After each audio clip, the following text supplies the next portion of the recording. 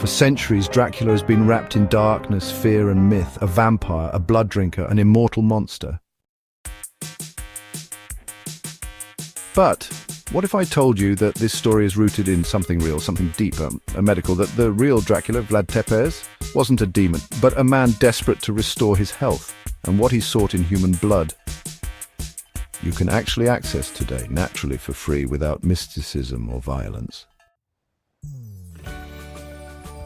In this documentary, you'll discover how seawater might just be the liquid blood of the planet, and how modern medicine is finally rediscovering what ancient civilizations already knew.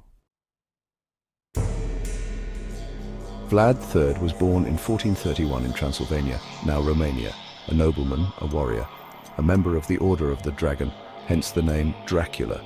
Feared for his brutality, he ruled with an iron fist and impaled his enemies. But beyond his violence was a dark and desperate time.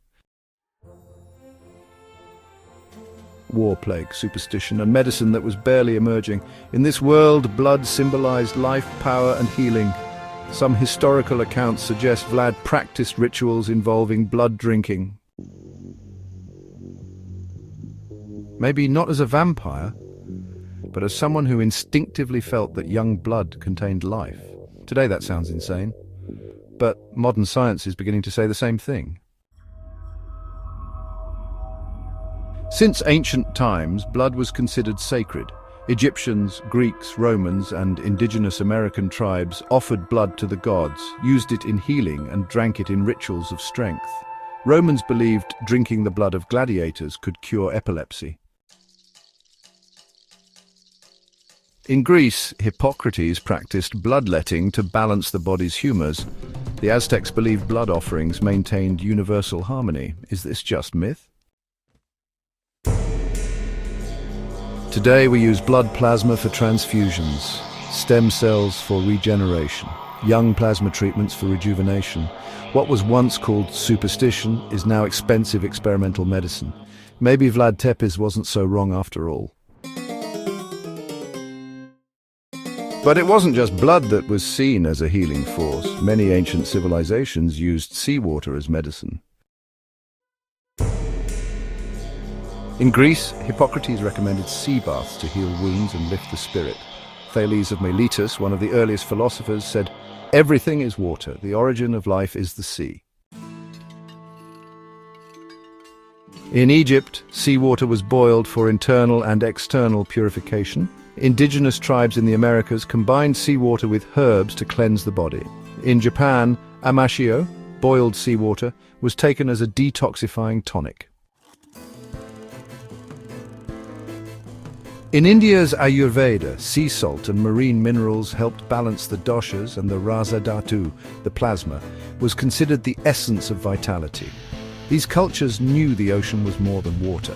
It was living intelligence. Returning to the sea meant returning to the source. In 1904, French physiologist René Quinton made a revolutionary discovery. Diluted seawater, 1 part seawater to 3 parts fresh water, has the same mineral composition as human plasma. He tested white blood cells in this solution and they survived perfectly. He then used this marine plasma to treat cholera, infant malnutrition, tuberculosis, and even open wounds. He created marine dispensaries and saved thousands of lives using nothing but seawater. But his discovery was buried. Why? Because seawater can't be patented. His work was ignored by mainstream medicine, but preserved by those who witnessed its power. The human body is over 70% water, but not just plain water. It's water rich in minerals, ions, and electric charge. Our blood plasma contains sodium, chloride, magnesium, calcium, and potassium. Exactly the same as seawater. When we drink diluted seawater, 1 part seawater, 3 parts fresh water, we're restoring the perfect biological memory of our cells. We are returning to the ocean from which we once came. Decades later, one man picked up where Quinton left off. Angel Gracia Biologist, Olympic swimmer, researcher, and rebel, he lived over 90 years in vibrant health. He wrote books, gave lectures, and shared the truth about seawater therapy. He famously said, "We are isotonic seawater walking on two legs." He taught that seawater rehydrates better than any drink. It remineralizes the body, strengthens the immune system, cleanses the intestines, and rejuvenates the cells. All this without drugs, chemicals, or side effects. In Antioquia, Colombia, real scientific studies were conducted using seawater as a health tool. Doctors and integrative therapists collected Caribbean seawater, filtered it, and used it in rural communities. They used it as an oral rehydration solution for children, a tonic for adults, and a treatment for digestive infections. The results were incredible: improved digestion, boosted energy, lowered blood pressure, and no negative side effects.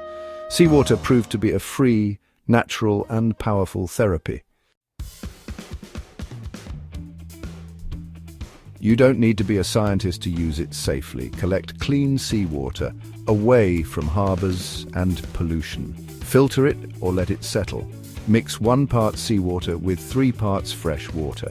Drink it on an empty stomach or in small sips throughout the day.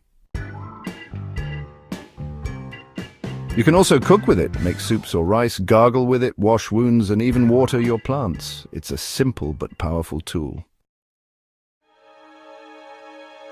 Now picture this, a man in the 15th century, sick, weak, surrounded by war and death. He believes that drinking blood might restore his strength because in his world there was no other solution. Maybe Vlad Tepes wasn't a monster. Maybe he was a health seeker, trapped in his time. And if instead of blood he had access to seawater, maybe we wouldn't have called him a vampire. Blood is life, the ocean is liquid blood. Renee Quinton discovered it. Angel Gracia taught it. Now you can live it. Because what was once dismissed as myth is actually truth that arrived too soon. Dracula wasn't so wrong after all. He simply lived ahead of his time.